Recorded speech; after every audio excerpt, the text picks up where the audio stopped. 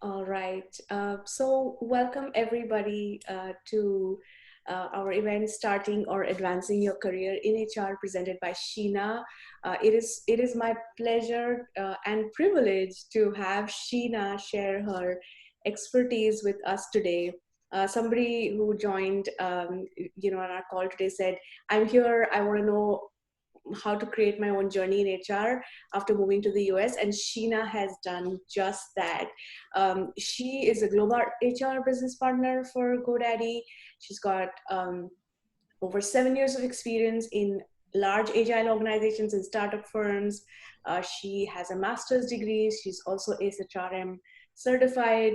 Most of all, she's incredibly resilient and has really gone through those struggles of being a relocating spouse, and is our Pistachio mentor. So she's been involved with We Are Pistachio even before this community was officially there. So welcome again, Sheena. And my name is Aditi Patil, and I am the co-founder of We Are Pistachio.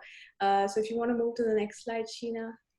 At We Are Pistachio, our journey starts with this question. You've relocated for your spouse's job. Now what? What do I do? What do I do with my career? What do I do with my social network? What do I do with my friendships? And that's where we come in. We Are Pistachio comes in. If you move on to the next slide. Who are we? We are a global community of relocating spouses, built by relocating spouses for each other. When I moved across multiple countries, I kept hearing the word trailing spouse and so many other labels, and that really that it was a struggle to hear those labels. So we want to create a world where relocating spouses are free from those labels, and we want to really empower relocating spouses to navigate this relocation adventure. And we provide opportunities to connect through our Facebook group. So if you're not a member of our Facebook community, join there. We provide opportunities to learn through different webinars like this one, and of course, grow your professional network and upskill. Most of all, our promise is the no relocating spouses ever alone, because we've all felt this moment in our journey of being a relocating spouse. We felt alone, and we want to ensure that you never have to feel alone, and that's why we exist. So a lot of times we get asked, why pistachio? I mean, what's in a name? And we obviously take our name after the nut, and but it's not just about the nut. Pistachio is, the shell is part open. It significates openness, because you're open to possibilities. Relocating spouses are happy, and they deserve happiness. So it's known as a happy nut in China. Uh, Pistachios are global, just like relocating spouses. They are found all over the world, and they're enjoyed all over the world. And tough, we're all, as relocating spouses, really tough. It takes a certain amount of toughness and grittiness to manage so many transitions and still build your own career and or your own identity despite it all. And the last one, which is our favorite, our team's favorite, which is nutty, because I think we always say you've got to be a little nuts to move to a place where you don't know anyone. So as I mentioned, we are founded by relocating spouses. I'm a relocating spouse. I've been relocating for the last 7 years across multiple countries. And this really started with this problem. Like, if this is a problem for me, it must be a problem for someone else as well. And I have experience in banking and sales and marketing in a previous life. And then now I work in leadership development and executive coaching. And this We Are Pistachio is really our passion to make a difference to relocating spouses. And then over to Deepali, who is our co-founder. Yeah, so a little bit about myself. I moved to Seattle in 2016, just like all of us on this call, following my husband's career. And while I was completely excited by this change that was coming up, it took me a little while in US to realize that, you know, absolutely lost and trying to figure out how to get over this hump in my career. From a very busy lifestyle, my life had come to a complete standstill and stop. It was a very lonely journey, and it was only when I met Aditi and more relocating spouses that I realized that, I'm really not alone in this journey, and that's why the need to create this community for relocating spouses, just like all of us here. So that's a little bit about myself. I've always been in the startup world back in India, um, and Aditi and me run this, community for relocating spouses.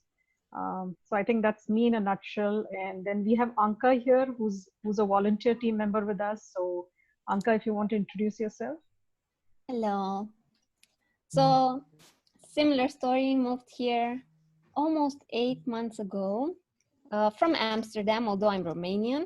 I came across Deepali and Aditi, and I just fell in love with their energy and with their mission, because it resonated very strongly that no woman here relocating for her husband should feel alone. And they're keeping up to their promise very nicely so far. So I'm happy to be here today with you. Thanks, Anka. Wonderful. All right. So without any further ado, Sheena, thank you again. This is literally a dream come true. We've spoken about it almost a year ago. Over to you. Thank you so much, Aditi. Thank you. Hello, everyone. I'm really, really excited to present, and share my experience here with all of you. And it's a great honor to be a part of VR Pistachio community. It is, like as Aditi said, a dream come true for us, something we had talked about even before this actually materialized. And when I had relocated, like Dipali mentioned as well, I had similar story where I felt lonely and, just kind of felt, what should I do? It's completely different experience. And if you have a community that's backing you up and where you can share your ideas and your concerns, I think it's really helpful and, boosts up your confidence. So I'm happy to guide and share my experience if that's helpful to any of you in any way. So let's get started. I have a couple of slides, but I would love it to be a more of an interactive session to really address any questions, any specific areas you would like me to dive deep into. So the first slide I have is just like a snapshot of my own career journey. I don't have a huge work experience, but it's kind of in a nutshell the ups and downs that I've had since I started working. So I started my career actually not in HR, but as a software developer at Infosys back in India. And I worked as a developer for 2 years, and while I was working, it was I realized that it's not something that's my cup of tea, and I really didn't enjoy. Even though academically I really enjoyed engineering, but on the job I hated it, and I was determined that I need to shift my career into some other direction that I'm more passionate about, and that's when I bounced into some volunteering opportunities within HR within Infosys, and that sparked my interest. And I thought, well, that really is exciting for me, and why not I pursue my career in this direction? So I went on to pursue my master's in HR, and then I worked in India for 3 years at Accenture, primarily working on HR people programs. And after 3 years over there is when my husband got this opportunity to relocate to the US in Seattle. And we just decided as a family, it was a great opportunity that we would definitely want to tap into. And as a family, it was the right thing to do. So we just went on to this journey and came to Seattle. It was in 2017.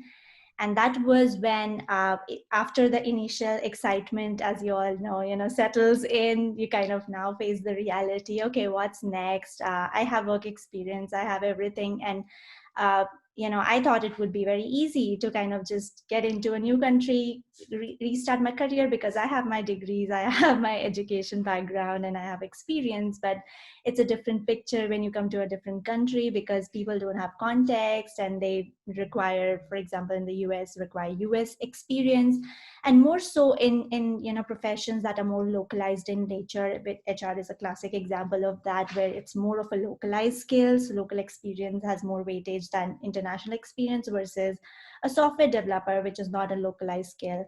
So that kind of makes it a bit more harder. So that was a low point, and that's when I kind of worked on different areas, aspects, to see what I can do to kickstart my career, and we'll deep dive into that more in the next slides.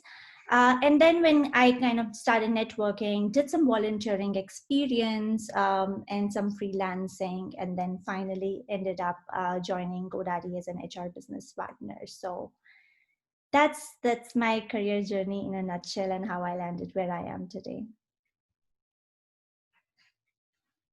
So the next is, I know the topic of today's webinar is, pursuing or advancing your career in HR. So I just want to understand from this audience, why do they think, if they're not in HR, they would like to pursue a career in HR?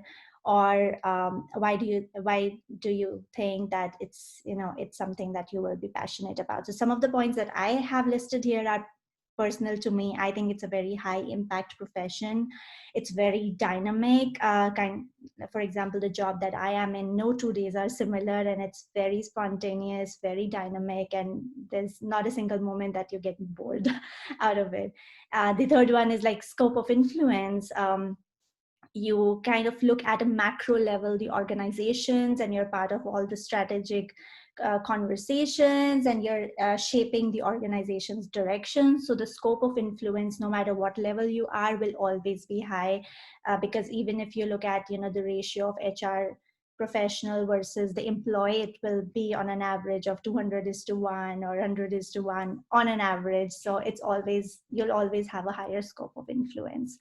So with that, like, any thoughts? Why do you think you would like to pursue your career in HR? Or what makes you excited about working in HR?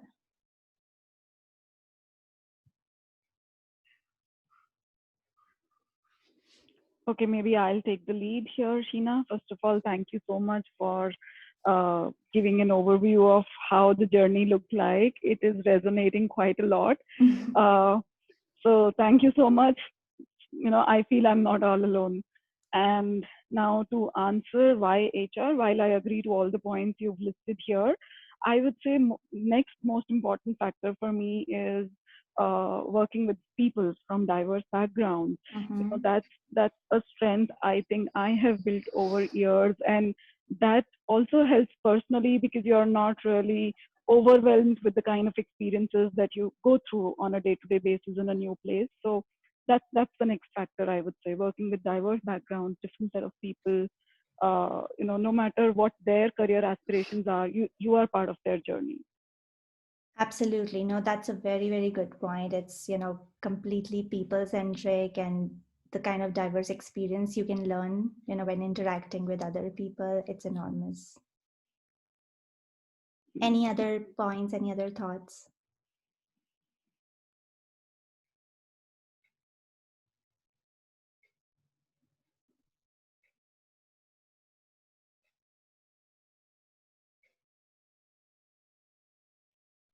None so far?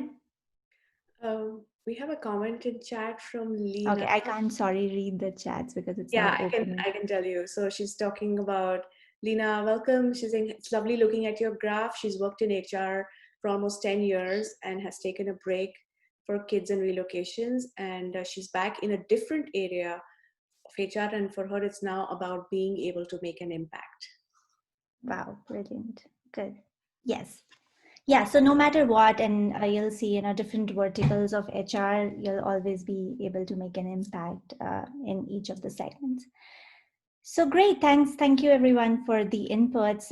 Let's go to the next one. So next is based on whatever interest you have, and you've decided that, HR is the right, career direction for you, or you still want to continue in HR, or you want to navigate from a different profession into HR, what should you do next to get started? So HR is, as most of you might know, it's a mix of different verticals. It's not a single profession, although we call it as HR, but there are different paths that you can take. Either it's recruitment, or learning and talent development, or a generalist, which is the profession that I am in right now, the role that I'm in, or program manager, compensation, HRIS, or HR technology, employee relations, etc. So one is, just to identify what path makes most sense for you, or what is, because that even though there are, at a macro level, similar skills required, they have a very different orientation. So I would encourage you to think about what sparks your interest. Is it recruitment, which is similar to kind of a sales and dynamic environment, or is it more number oriented that you want to be in compensation, or if it's very highly tech focused, then get into HR in tech environment that gives you that tech background as well.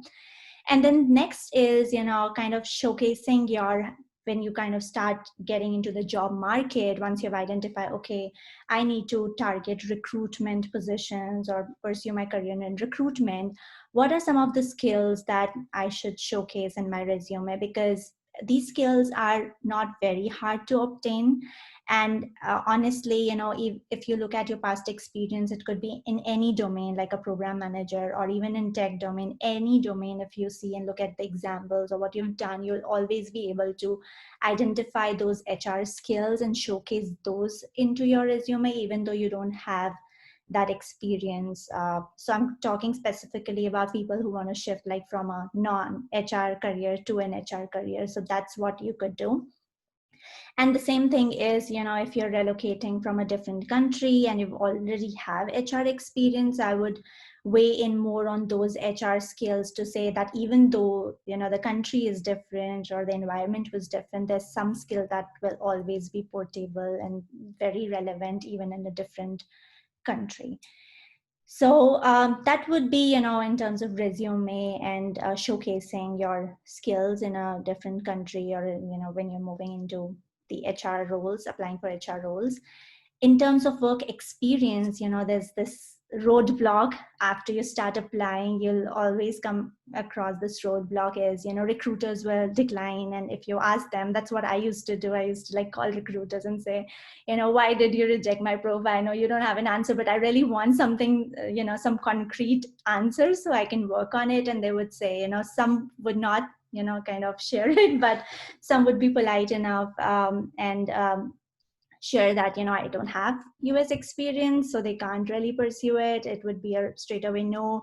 Or the hiring manager already has people who have local experience. So, I mean, what's the distinctive advantage that I have over people with local experience? So for that, I think good ideas are to volunteer for HR opportunities. So even though you won't get that first-hand experience, as you navigate into full-time roles, this is an excellent opportunity to showcase your HR skills and gain you in a different environment, gain US experience. So these websites, like if you have not come across these sites, Catch a Fire, volunteermatch.com, these are great sites that have these opportunities for HR roles. Some of these are like just projects, and these are startups or social enterprises that need those people with HR skills to help them.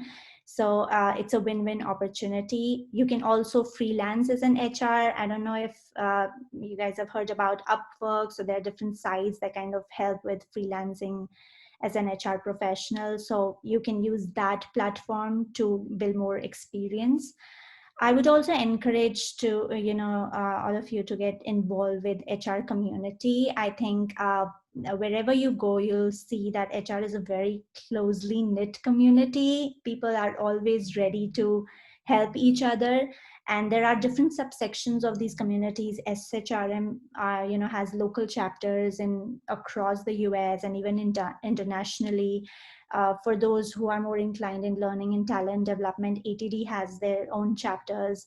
And then compensation has World at Work. And you can also, there are LinkedIn groups, there are Facebook groups. So kind of go and see what's out there and start having those meaningful connections with people.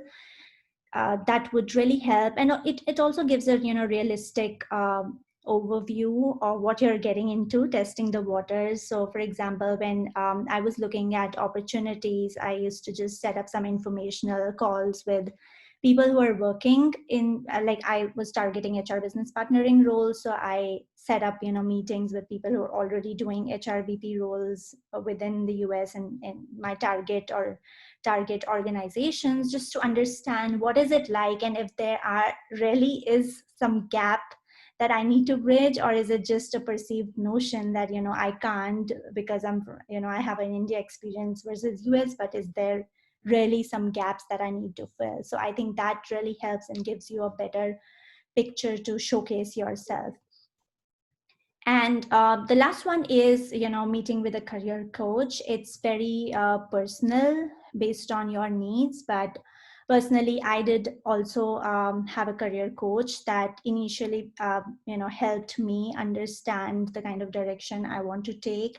I worked with her to, create my resume, update it. And she also helped me connect with the HR community because she already had an established network within within the US. And lastly, she also like as a HR career coaches also help you understand what are your aspirations and also help you prepare yourself for the next opportunity better. So because I didn't have a network and I was like quite lost, I found a sense of direction working directly with her. But this is a personal opinion. It worked well for me. It might not for some, it depends, but I just wanted to throw it out there in case someone might find that useful as well.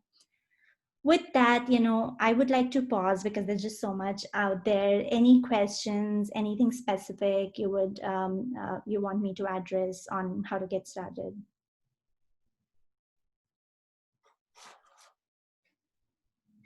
Great. Yeah. So if you have any questions, come off mute or just type in the chat. I'm not in the area of interest, but I see no other questions. I'm very curious what strengths you think an HR business partner should have. Like, what are the essential skills that you are looking, for example, when hiring an HR business partner? Hey, thanks, Anka. No, that's a great question.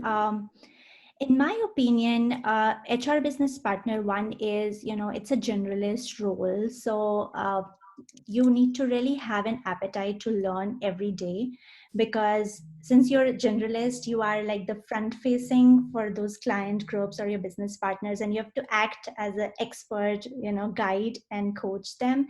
But that necessarily doesn't mean that you know everything, but you should know because you're facing them and you're guiding them. So if you don't have an appetite to learn every day, you'll not be able to act as a great partner. And you need to get all the information from recruitment, from other partners. We call it center of excellence, like compensation and LNTD stuff. So you need to be learning every day to upgrade your skills to be a better business partner. And the second thing is, if you see, HR business partner has to work right from employees to managers to VPs to senior vice presidents. So the scope is so huge that you really have to modulate yourself. Like the conversation that you'll have with an SVP will be very different from a conversation you'll have with an employee, and you are the face for everyone. So the way you're kind of having those conversations and what to say, what not to say, becomes really important in this role. So I think appetite to learn would be one very important aspect. The second would be how to have those meaningful conversations. You need to be really very wise with words. Awesome. Great. We have a question from Heather who wants to know, it's such a great question. In this global pandemic, how do you network? Yeah, That's a great question. When I started this journey, it wasn't, we were not in the similar situation. But personally, I'm not a very, a social person, I would say. So most of my networking was in fact virtually. I mean, I did not go in person a lot of times. So I leveraged, number one, LinkedIn, leverage that, just send out requests to people over on LinkedIn that you're interested in, that are working in those roles, send, chat messages to them.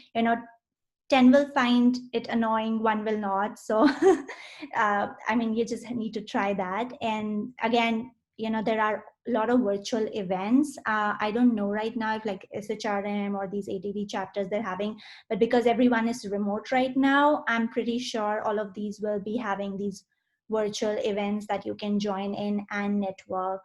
So I think we are all in a similar environment, and just leveraging technology to talk to people virtually, setting up Zoom chats, that would be the best way to approach it. Great. Thanks, Sheena. We have a question from Siley and then Upasna. So Siley wants to know how does one get started with finding a career coach? So again, another good question. I think I would rely more on recommendations. So as I said, there are various career groups on LinkedIn, and there you would see people are providing recommendation on career coaches. I think that would be a good starting point, just to see what are some of the recommendations. Then most of, and you can also like browse, like on Google you'll see the sites of these career coaches. And then I would set up informational chats with these career coaches. It's like you're hiring someone, so setting up those quick connects. And most of these coaches will also have a quick link to set up quick 15 minutes informational session with them. You can have that and see whether their skills or what they have to offer aligns with your needs and expectations. So setting up those chats with these career coaches, and then you can shortlist which one fits best for your interest.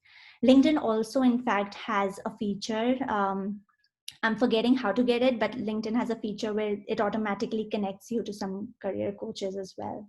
Mm-hmm. Yeah, absolutely. We actually have Yolanda Owens who did a webinar on resume, and she's a career coach. So there you have it. And if we have several in our group, so I've put to her website. But great idea, Sheena. I mean, those are vetting and getting recommendations is definitely great. Mm-hmm. And then we have a question from Upasna. In your experience, do you need to do anything differently to get to the resume shortlist? What tips do you have? Yes, so I think that's the major roadblock. We have it because if you don't even get a chance to get shortlisted, how are you gonna like convince the panel? Because that's the main starting point. I think with that, I'll have like basic suggestions. One would be in terms of referrals. Most of the good companies weigh highly on referrals. So if you have already people who are working in the organization, apply on company side, but also see if you can get a referral. That kind of adds more weight to your application. If you don't know anyone, I think once you start building these connections, which I did, I was like randomly adding people, and I want to network and setting up informational chat. You kind of build those networks, and then when the time is right, you can already established a relationship, and then you can ask them to refer you to the whatever role you're interested in. So that would be the number one. And then secondly, again, uh, you continue to participate in these community chapters, etc. And because HR is not, it's a closely knit community and it's not that big, so it's you'll have a better chance of people knowing, or hiring team or someone or the other within the team or the hiring team or the organization knowing. That would help you to like move your application further higher up the queue. So I would try that. Sorry, can't hear you, Aditi. sorry, we have a question on if you are comfortable recommending the career coach who you worked with. Okay, no problem. You can send me a message and I'll share the details of my coach. So Vibha, you can message Sheena. And then we have a question from Aviva who wants to know if it's appropriate to include an explanation for the gap year in the resume. Yes, I think it does. For example, when I had, a gap, I had almost 1.5 years of gap, and I did my certification, which the next I will talk about during that time. So I added that it's a relocation, and then I worked on my certifications during that time. So whatever you did, which some way you felt enhanced your career, and it could be in any way, I think it's definitely okay to call that out. Wonderful. And I want to reiterate Dipali's comment. We do have 2 excellent recorded webinars also, which really dive deep into resume and the hiring process. So they'll go deeper into, Sheena's already given some excellent suggestions and they go deeper into that. Yeah, that would be perfect. All right. Okay, so should we move on? Absolutely. Okay, good. So the next one, which I have, is specifically focusing on the HR certification. So I think over the past 1 year, I've been getting questions online from people have reached out to me on LinkedIn asking, I want to get started on this HR certifications. Why do you think it is important, or do you think it adds any value? So my answer to that is why I decided when I came here to do HR certifications. One was when I just started looking at the roles, a lot of these positions did talk about, SHRM certification preferred, or, PHR or SPHR certification preferred, which kind of gave me a sense that maybe this is the norm here for, like, I came from India, and some of you, those of you who are in HR and who came from India would know it's not that prevalent in India. Like, certifications don't value that much as per opposed to the college degrees, but it's a different environment here, which I could sense. So I started learning more about these certifications, and that's when I realized that it has a content. For example, if you look at PHR certification, it has a lot of US centric content, like US laws, etc. So it overall felt very meaningful for me to get a better understanding of US labor laws and regulations, especially because I didn't have a work experience. So if I want to pursue a role that requires that knowledge, it's important, one, for me to gain those skills, and second is the point, adding that credibility to my resume, that even though I have foreign experience, I still have learned about the US laws and have got the certification that basically says that I am I have those skills and I know labor laws very well. So for me, I think that's more important. There might not be a direct, correlation that, okay, if I do certification, from the next day, I'm going to get higher calls or, from the hiring manager or the hiring team. But I think it's more for the latter stages. One is when you're interview, and during the interviews you can talk about, and you're talking about US laws like ADA and FMLA, and it kind of adds more credibility. Okay, she's not even worked here, but she has that information. She knows about FMLA, she knows about ADA laws, and she can really work hands-on if a situation arises.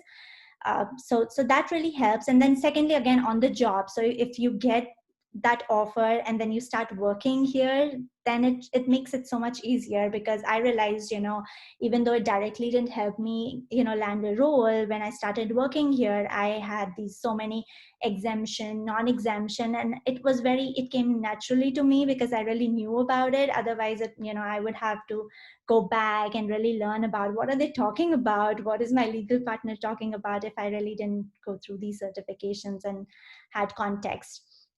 Apart from the laws and regulations, I think the third one is also like SHRM. It's a global recognition. So no matter wherever you go, it's be it US, you're going back to India, or you're relocating to another country, you have that global certification that will go with you wherever you go. So I do think even from a long-term perspective, it's a good investment, because even if you move out of the US, it will still stay with you, and you will have that tag that you're a global certified professional. And there's also, for those who have like global experience, there's this GPHR that you can do, and then these other certifications.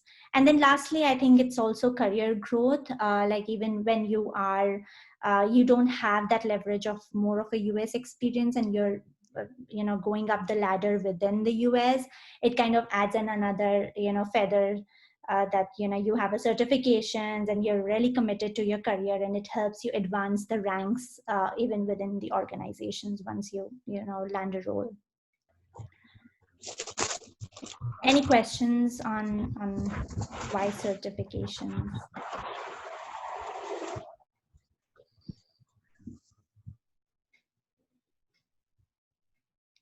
Okay, so the next one is, again, then how to prepare for it is, I think the first part is, because there are these two bodies, one is the SHRM and then the other one is the HRCI. You need to understand and determine what kind of exam you want to take.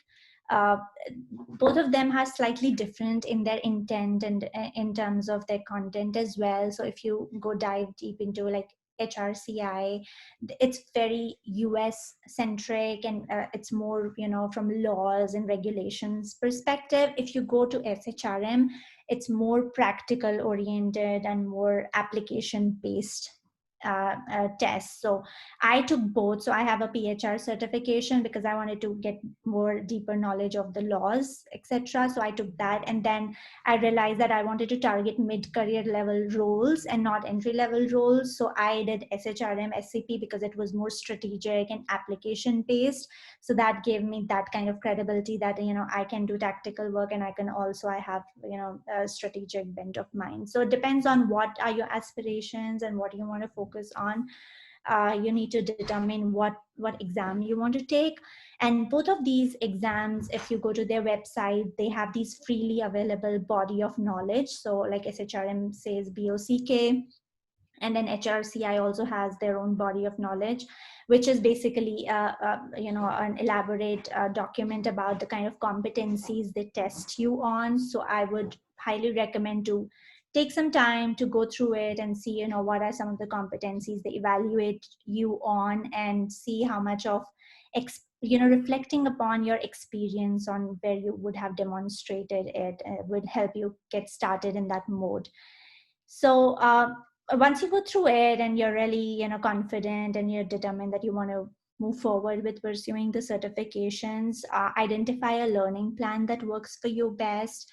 For example, some people prefer self-study. I'm one of those, so I did self-study, but some people prefer to be in a peer group that kind of helps them get started and not lose momentum. There are also a lot of, so for example, SHRM local chapters, they have these peer groups. They work fantastic. You get together and you volunteer and you get part of these peer groups. I don't know if there are a lot of people within VR Pistachio community who want to pursue it. You can form your own peer group, and that would be a great way to kind of get started on pursuing this certifications. There are also these online various online modules that are available, so you can sign up for these online sessions. These are instructor led, and these are also virtual modules. So those are typically paid ones, so you can leverage that.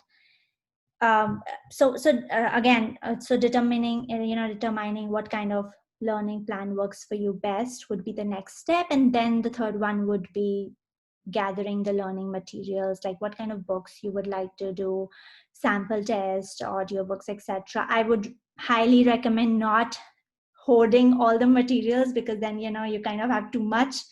But finalizing that, okay, I would focus on body of knowledge. I would have these 1 or 2 books that I would master, and then I'll go through sample tests, for example, that would help me practice the kind of application based questions. Personally, when I prepared for these certifications, I just used like 1 or 2 books that were basic books. I used the SHRM standard study books that they offer, and then online you find a lot of resources for these sample tests. You'll also find audiobooks on Audible. So I used one book on Audible.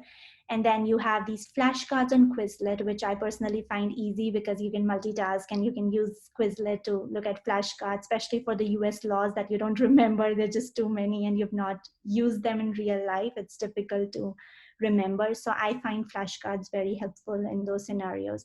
And then leverage all the free content out there like YouTube videos, etc., to prepare it.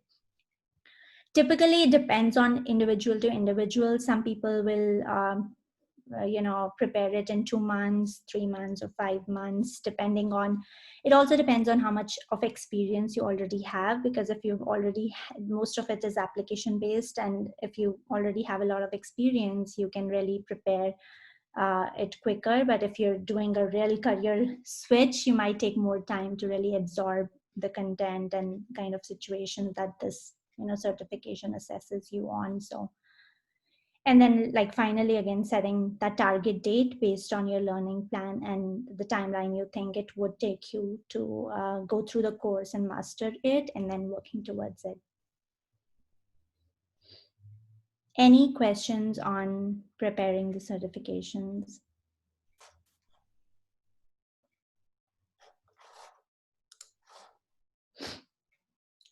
We have a question from Heather. How long did you prepare for the test?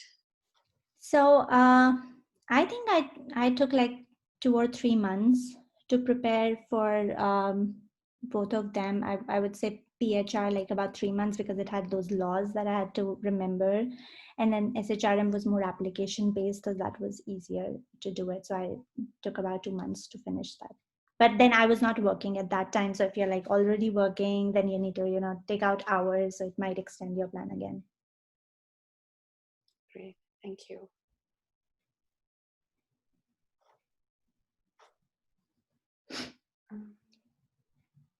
Any other questions? And yeah, so and after that, I mean, I don't have any further slides specifically, but I do have like the resources that I wanted to share. We can, I don't know, Dipali, can we send this out? And Deck, I'm happy to share it out with everyone. But like, for example, I've added these two books that I used. Quizlet, I've already mentioned. These are like some good articles that I could add. And I wanted to keep it open, like after this, after these couple of slides, if there are any specific questions, even from different HR verticals we talked about, happy to answer those. Specific to the HR business partnering role, happy to answer those, or certifications related. We have some time, right, to have some questions. Absolutely, we do have time. So this is your time. You very rarely will get a chance to have this upfront chat with an HR business partner. So go ahead, and this is a safe space to ask questions. Either come off mute or type in the chat, whatever you feel comfortable with. So Sheena, your deck will go to everybody because this video is getting uploaded, and we're going to share the link so everybody can watch it again and at their own pace. Great. Great. So I'll take the opportunity to, first of all, thank you so much, Sheena, for sharing your experience. One, it feels like the webinar was meant for me, specifically answering all the questions that I had in mind. Two, it also makes me believe that I'm in the right path because some of these things I'm already kind of starting off. So it gives assurance that, you're in the right path and just continue doing the things that are needed. So thank you so much for sharing your experience. At the same time, I would say thank you so much, Dipali and Aditi, for coming up with this thought of, building a community for people who really need it when they are coming to a new place and are completely clueless of what next. Who do you speak to? How do you figure it out? There are like tons of questions and hardly anyone to answer. So thank you so much for thinking of it as an opportunity and coming forward to help people who really need it when they move. I do not have any specific questions. Sheena, I was also wondering between SPHR and SHRM, which one is better, but I think you have already answered, so I would go about exploring it further. In case I have any doubts, I would like to reach out to you directly. Would you be okay for that? Absolutely, no problem. You can reach out to me on LinkedIn. I shall do so. Thank you so much. Hey, thanks, Vibha, for your kind words. It is, we're all in this together, and so that's what Pistachio is all about. Other questions? If nobody has anything, I will jump in. So, looking at the market, job market recently, a lot of people that have been, how do you say, uh, the company has given up on them. Fire people. Sorry, I couldn't find the word. So a lot of people fired recently are in HR. And what do you see some strategic areas that people can, let's say, target in this area where maybe you don't expect that many opportunities in the market? What areas? Is it data analytics? Is it, what do you see as strategic preparation for people in HR so that the moment the market opens, they can be more competitive for an HR business partner role or for a program manager? I don't know if it's a general question or not. Got it. So your question is, just so I understand it correctly, is, while we're going through pandemic and there's layoffs happening, what do I do to upgrade my skills to not lose momentum while market just pushes out too far? Yeah. Got it. Okay. Yeah. I mean, I think it depends on what are your aspirations. If you still want to just be in, for example, in the HR space, I would, and you don't have job, I would apply similar situation as while you're looking for a job, irrespective of it being a pandemic, like volunteering just to keep my skills upgraded, partnering, doing freelancing, contributing to your skills. Secondly, like for example in HR, some of the most sought after skills are I would say analytic skills like HR data analytics. It's really hard, and a lot of people really don't know. And even if you see conventionally, most of the peers in HR, they won't have a tech background, or they won't have a, for example, numbers or analytics background. So if you get that skills, that definitely gives you a distinctive advantage.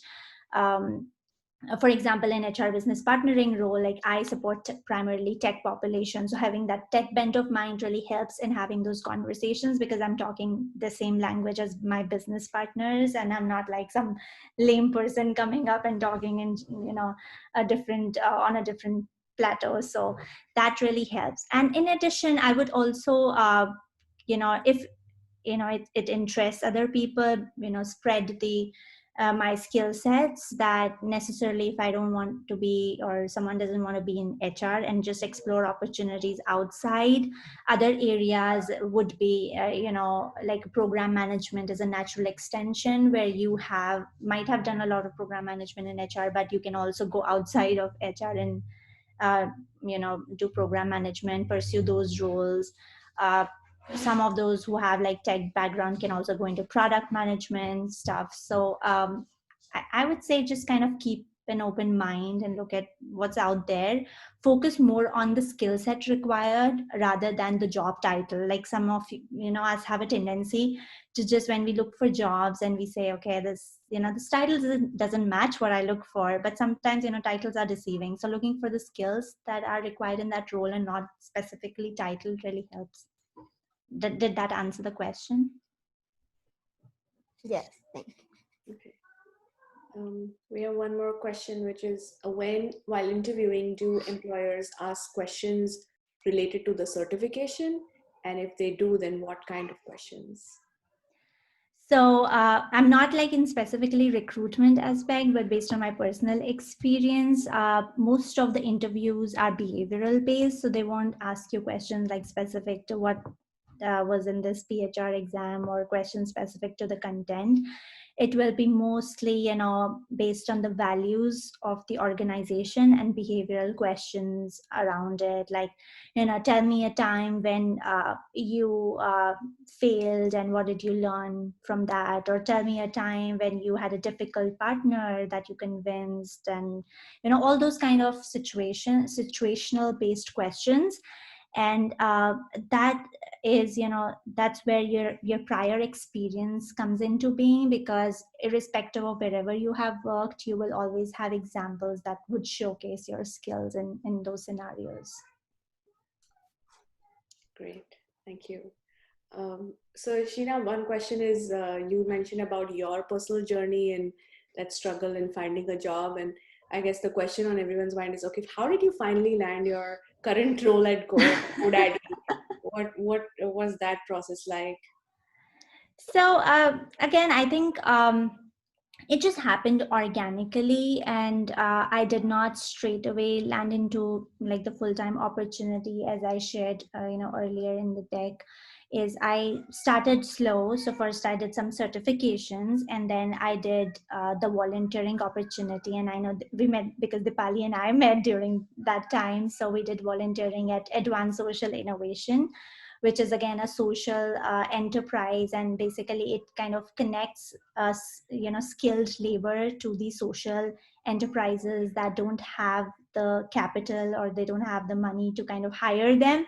So instead we ask these skilled talent to come and act as a volunteer to help these social enterprises. So I think that was a good experience, because it wasn't a full-time role, but gave me a good insight into the kind of work environment, helped me network with some of the other relocating spouses, and also get some hands-on experience here. And then I continued to look for more volunteering or freelance opportunities, and that's when I came across this another startup, a firm, consulting firm, which is based again in New York.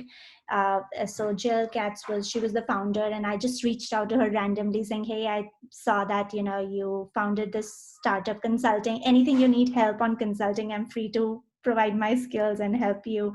And she gave me like a problem and asked me to can you help me create a proposal for that? And I created a proposal for her, and she liked it. And that's how I got an opportunity to directly work with her. And she gave me a client club, one of her client clubs, and I acted as a consultant to revamp their performance management system for 2 months. And I didn't ask any money or anything about that, because I wanted some skills and hands-on experience. And that too, local US based company, performance management system, compensation, that really gave me again hands-on experience. So my takeaway from that was, again, as I said, irrespective of pandemic or not, just reach out to people and you'll get some opportunities.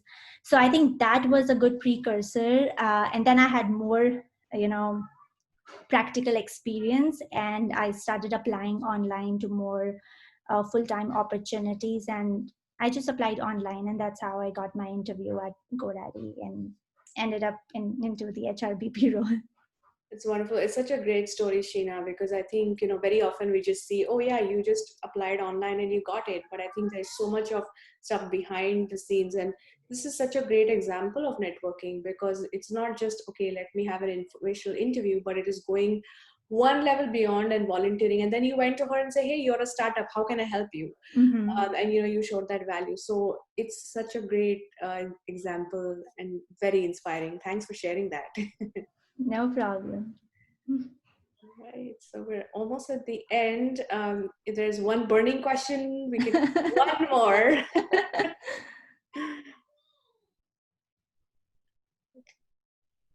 Like going once, going twice.